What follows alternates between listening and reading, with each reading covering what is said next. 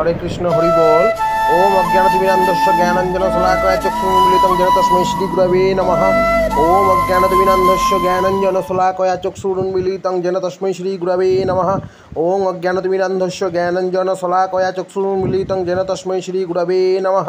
বাঞ্ছাকল্পতরুভশ্চ কৃপা সিন্ধুভ্যেব চ পতিতানাং পাবনেভ্যো বৈষ্ণবেভ্যো নমো নমঃ। হরি বল। আমি শ্রী দামোদর দাসাধিকারী।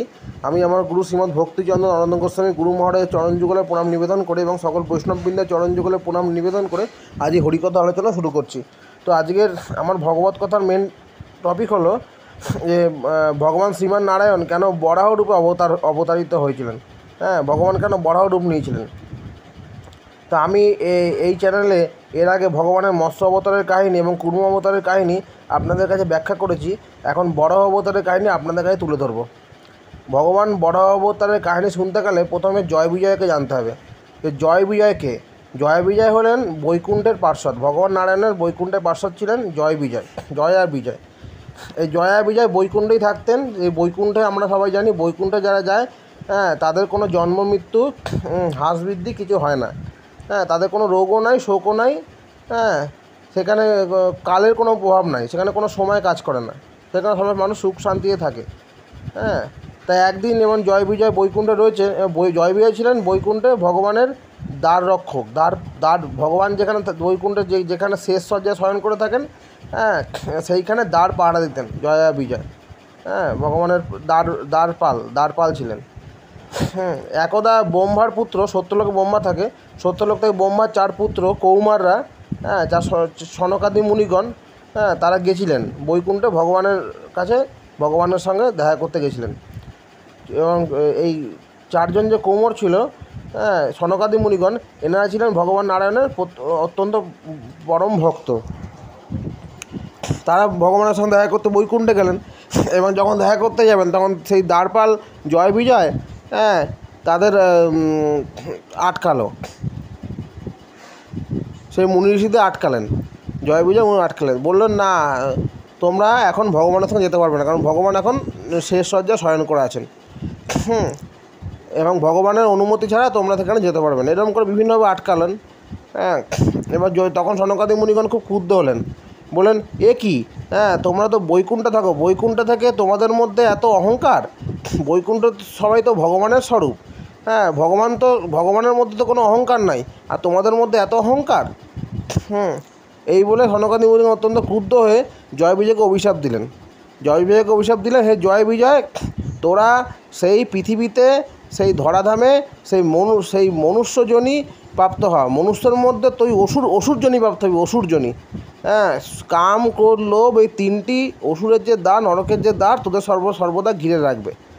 হ্যাঁ, এই বলে তাদেরকে প্রচণ্ড শাপ দিলেন জয়া বিজয়কে। জয় বিজয় তখন বুঝতে পারলেন যে, হ্যাঁ, এ তো বৈষ্ণবের শাপ তো ভগবান ফিরাবেন না কিছুতেই। তখন সেই মুনিদের পায়ে ধরে কাঁদতে লাগলেন। তখন মুনিরা বললেন যে, ঠিক আছে, এর একটা অন্য উপায় আছে। তোদেরকে 3বার জন্মগ্রহণ করতে হবে ধরাধামে। 3বার জন্মগ্রহণ করে এবং তোরা, ভগবান বিষ্ণুর হাতেই তোরা 3বার জন্মে বিষ্ণুর হাতেই তোরা মৃত্যুবরণ করবি। বিষ্ণুর হাতে মৃত্যুবরণ করার ফলে তোরা সমস্ত পাপ থেকে মুক্ত হয়ে গিয়ে আবার এই বৈকুণ্ঠেই পরমধামে চলে আসবি। এই বলে সনকাদি মুনিগণ তাদের বলে আশ্বস্ত করলেন। তাই জয় বিজয় কি তখন কি হলো, সে বৈকুণ্ঠ থেকে বৈকুণ্ঠ শরীর ত্যাগ করে পৃথিবীতে চলে এলেন।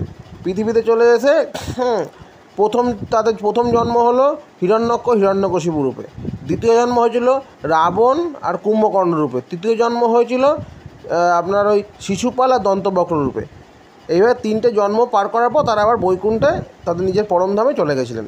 তারা ঋষি বৈষ্ণবের সাপ পেয়েছিলেন বলে তারা পৃথিবীতে আসুরজনী প্রাপ্ত হয়েছিলেন। ভগবানের বিরোধিতা করতেন, ভগবান শ্রীহরির বিরোধিতা করতেন। তারপরে ভগবান শ্রীহরির দ্বারা তাদের মৃত্যুবরণ করতে হয়েছিল এবং তারা অন্তিমে পরমধামে চলে গেছিলেন। তাহলে প্রথম জন্ম জয় বিজয়ের কী হলো, হিরণ্যকশিপু। এবার তারা যেহেতু স্বভাবে অসুর ছিলেন, তারা খুব খারাপ কালে তারা জন্মগ্রহণ করলেন, খুব খারাপ সময়ে তারা জন্মগ্রহণ করলেন। আমাদের দেখবেন জ্যোতিষশাস্ত্রে অনেক কাল আছে। আমাদের সন্তান যখন আমাদের মায়ের গর্ভ থেকে সন্তান যখন বেরোয় সেই সময় অনেক কাল বিচার বিবেচনা জ্যোতিষশাস্ত্রে করা হয়। আর তারা যেহেতু অসুর ছিল তাই তারা নিশাকালে খুব খারাপ সময় তারা উৎপন্ন হয়েছিল, মায়ের গর্ভ থেকে বেরিয়ে আসছিলেন। আর বেরিয়ে আসার পরই তারা তাড়াতাড়ি করে বড় হয়ে যাচ্ছিলো। বড় হয়ে গিয়ে বিভিন্ন জায়গায় উৎপাত করতে আরম্ভ করলো, পশু হত্যা করতে থাকলো, বিনা কারণে প্রাণীদের কষ্ট দিতে লাগলো। সব মনুষ্যদের কষ্ট দিতে লাগলো। যেহেতু তারা আসুর ছিল, যেখানেই ভগবান বিষ্ণুর পুজো হতো সেখানে তারা গিয়ে বাধা দিত, সেখানে পুজো তছনছ করে দিত, এসব বিভিন্ন করতো। এর ফলে তারা ভাবলো যে এবার ওষুধদের কী হয়। ওষুধদের মধ্যে সবসময় লোভ থাকে এবং তারা অনেক লোভ বেড়ে গেল এবং তারা তখন স্বর্গে গেল। স্বর্গে গিয়ে দেবরাজের সঙ্গে যুদ্ধ করতে, ইন্দ্রের সঙ্গে যুদ্ধ করে প্রথমবার পারলো না, হেরে গেল। তখন হিরণ্যক্ষ তখন কিছুতেই হার মানবে না। সে তখন ব্রহ্মদেবের তপস্যা করলেন। ব্রহ্মদেব প্রচুর কঠোর তপস্যা করলেন। এক পায়ে দাঁড়িয়ে পর্বতের চূড়ার ওপর দাঁড়িয়ে এক পায়ে দাঁড়িয়ে তপস্যা করলেন।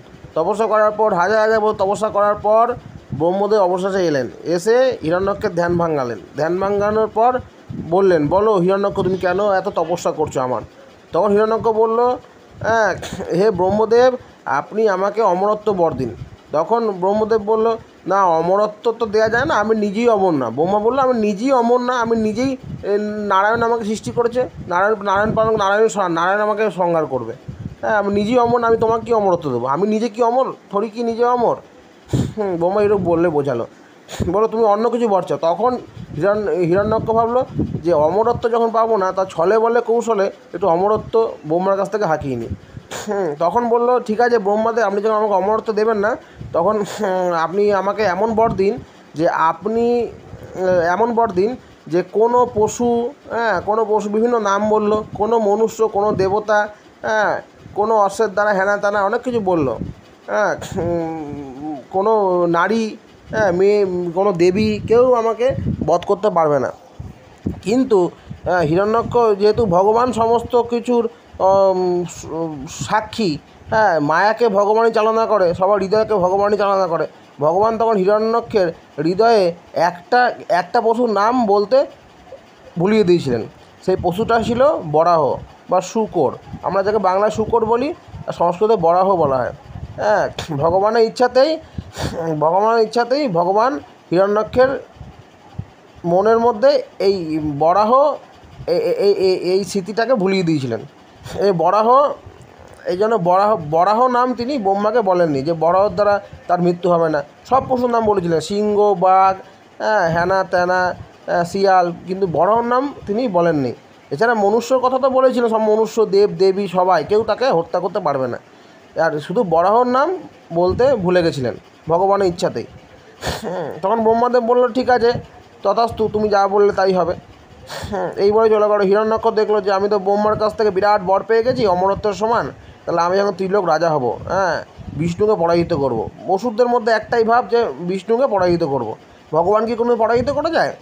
ভগবানের এক নাম অনন্ত, মানে যার আদিও নাই অন্ত নাই, যে কবে সে ছিল, কবে সে আমরা কিছুই জানি না, যার কোনো জন্মও নাই মৃত্যু নাই। ভগবানের কোনো জন্ম হয় না, মৃত্যু হয় না। সেই ভগবানকে অসুরভাবে অসুররা তামসিক বুদ্ধির মাধ্যমে এত মায়াতে আবদ্ধ হয়ে যায়, তখন উল্টাপাল্টা বাঁকে বলে ভগবানকে পরাজিত করব। মানে আমরা বিভিন্ন যেমন নেশাচ্ছন্ন, কেউ ধরুন মদ মাতাল লোক উল্টাপাল্টা অনেক কিছু বলে, প্রধানমন্ত্রীকে বধ করবো, হ্যাঁ তেন অনেক কিছু বলে। তা বলে কি সত্যি বধ করতে পারবে?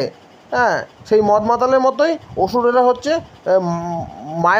মায়া দ্বারা আসক্ত এবং মায়া দ্বারা আবদ্ধ। এই কারণে তারা উল্টাপাল্টা চিন্তা করে যে ভগবানকে তারা পরাজিত করবে।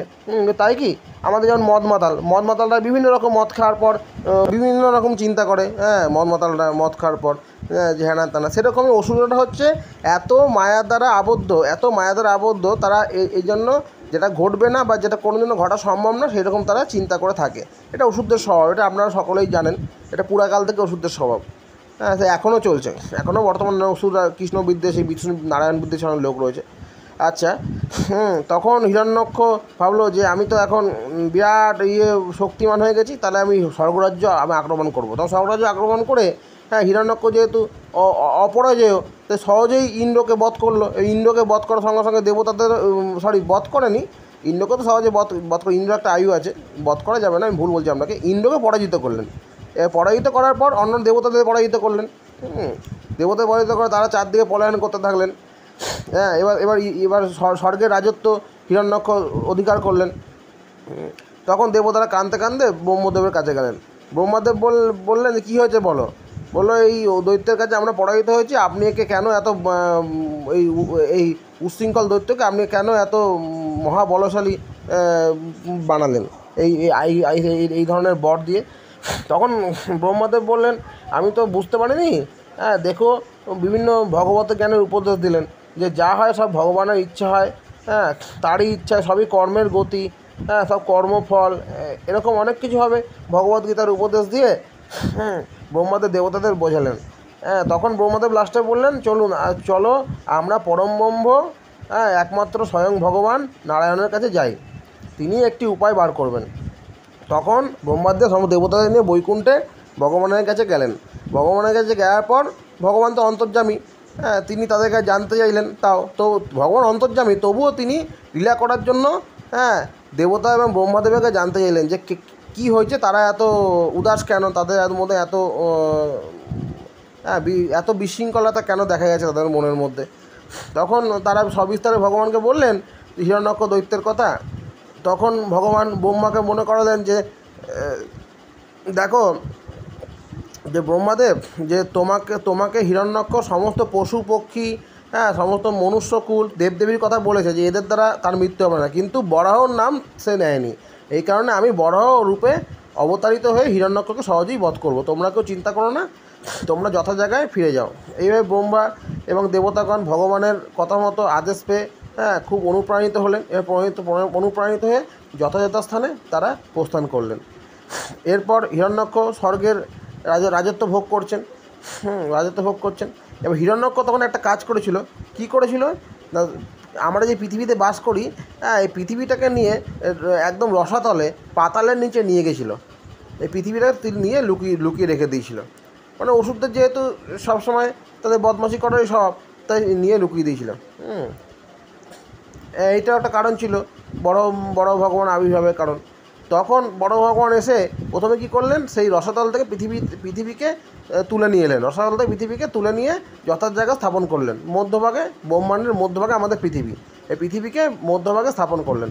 স্থাপন করার পর হিরণ্যাক্ষ তখন দেখলেন যে বরাহদেব এসে পৃথিবীকে তুলে আনলেন এবং তার সঙ্গে যুদ্ধ করার জন্য আসছেন। তখন হিরণ্যাক্ষ গদা ধারণ করে, হ্যাঁ, বড় ভগবানের সঙ্গে যুদ্ধ করতে গেলেন। বড় ভগবান বেশ খানিকক্ষণ যুদ্ধ হলো, কখনো গদা যুদ্ধ, কখনো হাতে হাতে যুদ্ধ হলো। যুদ্ধ হওয়ার পর অবশেষে ভগবান একটি চড় মারলেন, কেবল একটি চড় হিরণ্যাক্ষের কানে নিচে মারলেন, কিন্তু অবহেলা করেই মেরেছিলেন ভগবান, সিরিয়াসলি যেহেতু ভগবান সর্বশক্তিমান, তার ইচ্ছায় সমস্ত জগৎ চলে, মায়া তার ইচ্ছায় চলে, তার শক্তি আমরা ব্যাখ্যা করব কীভাবে। সেই চরের মাধ্যমেই সেই অসুর ঘুরতে রক্তবমি করতে মাটিতে পড়ে গেল এবং তার প্রাণ পাখি সেখান থেকে উড়ে গেল। এইভাবে হিরণ্যাক্ষের মৃত্যু হয়ে গেল। হিরণ্যাক্ষের প্রথম জন্ম শেষ, হিরণ্যাক্ষের দ্বিতীয় জন্ম হবে হিরণ্যাক্ষ রাবণ হয়ে জন্মগ্রহণ করবে হিরণ্যাক্ষ। এই হলো বড় ভগবান আবির্ভাবের মেন কাহিনী। এই জন্যই ভগবান শ্রীমান নারায়ণ বড় রূপে আবির্ভূত হয়ে এই বিপদ থেকে আমাদের রক্ষা করে, জগৎবাসীকে এবং সমস্ত দেবতাগণকে, হ্যাঁ, সবাইকে রক্ষা করেছিলেন। তাই এই হলো বড় অবতারের কাহিনী। আশা করি এই ভগবত কথা আলোচনা সবারই ভালো লাগলো। তো আজকের এই টপিক এখানেই শেষ হলো। রাধে রাধে লিখতে ভুলবেন না, হরি বল, হরে কৃষ্ণ, এবং সবাই কিছু জানতে চাইলে কমেন্টে লিখতে পারেন। আজকের ভিডিও এখানে শেষ করলাম। হরে কৃষ্ণ, হরি বল।